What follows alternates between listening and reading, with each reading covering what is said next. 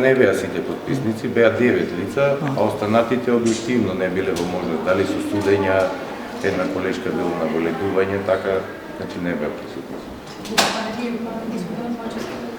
Со него извршуваме одвоен разговор, како друга страна, па ќе процениме доколку има потреба дополнително и на заедничка среда. Било овде, било во другиот. Да. Веќе беше ли тоа? Значи беше и ќе дојде повторно ако треба. Имаше ли барање некој судии?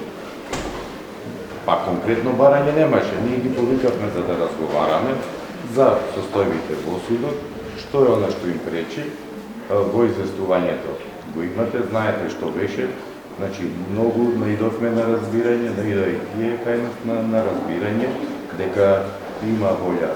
И ние заклучуваме како судски совет дека од една страна има волја во рамките на судот и со помош на судскиот совет и да има некакви проблеми да се останат без последици. Аргументирани се нивните да забелешки според вас? Значи не можем сега да кажем дали се аргументирани или не. Имам кажено дека известувањето како форма на представка е доставено до Советот за утврдување на факти и во однос на тоа, на основаност или неоснованост, ќе се признесе тој совет доколку утврди дека има причини за поднесување на барање за одговорност на председателот, ќе го достави согласно нивниот закон, па потоа ние ќе одлучиме. Значи вие тука застанувате како судски Значи ние имаме претходно кажано дека ова го правиме во функција на зачувување на угледот на судството, дека се работи од двете страни за суди, а не само конкретно за обична представка од граѓани или правни лица како што е согласно законот.